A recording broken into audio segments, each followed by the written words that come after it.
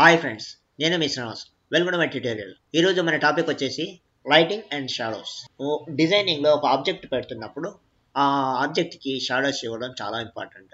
ఆ షాడో వల్లనే దానికి రియాలిటీ వస్తుంది. సో ఈరోజు ఫోటోషాప్ ట్యూటోరియల్లో షాడోస్ ఎలా ఇవ్వాలనేది నేర్చుకుందాం. ఇక్కడ మీరు ఒక సీన్ చూస్తున్నారు కదా. ఈ సీన్ లోపల ఉదయిస్తున్న సూర్యుడు, నిర్మానుష్యమైన రోడ్డు కనబడుతుంది. సో ఈ రోడ్డు పైన ఒక టెక్స్ట్ నిలబెడితే షాడో ఎలా వస్తుందో ఈరోజు ట్యూటోరియల్లో మీకు నేర్పించవచ్చు. ఓకే, టెక్స్ట్ అనేది డిజైన్ అనే వర్డ్ టైప్ చేస్తున్నాను.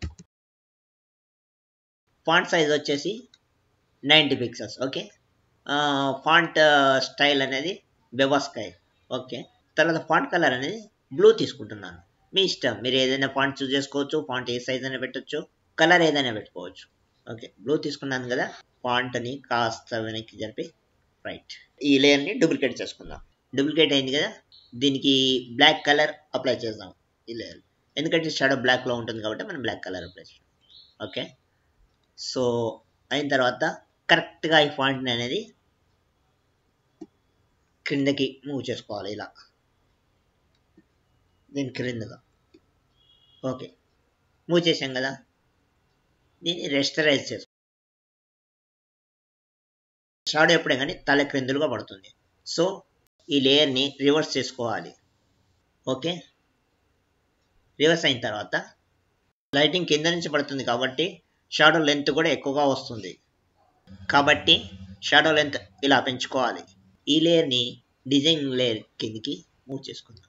ఇప్పుడు రోడ్డు చూడండి, నేరోగా అంటే దూరం వెళ్ళిన కొద్దీ సన్నగా అవుతూ పోయింది, దగ్గరికి వస్తున్న కొద్దీ వెడితే పెరిగింది. అలానే షాడో కూడా అలానే పడుతుంది అనమాట. సో ప్రాస్పెక్టివ్ వ్యూలో పెద్దగా చేసుకోవాలి, ప్రాస్పెక్టివ్లో విడత పెంచుకోవాలి. ఓకే, ఇలా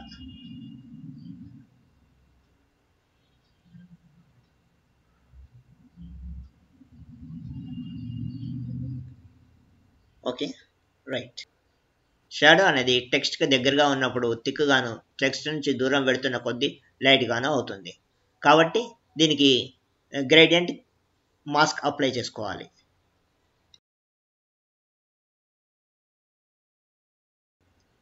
తర్వాత ఈ షాడో లేయర్ని సెలెక్ట్ చేసుకొని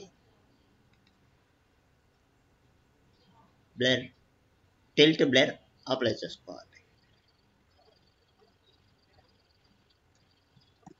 ఓకే, చూసారా దూరం నుంచి లైటింగ్ పడుతున్నప్పుడు షాడో ఎలా కనబడుతుందో.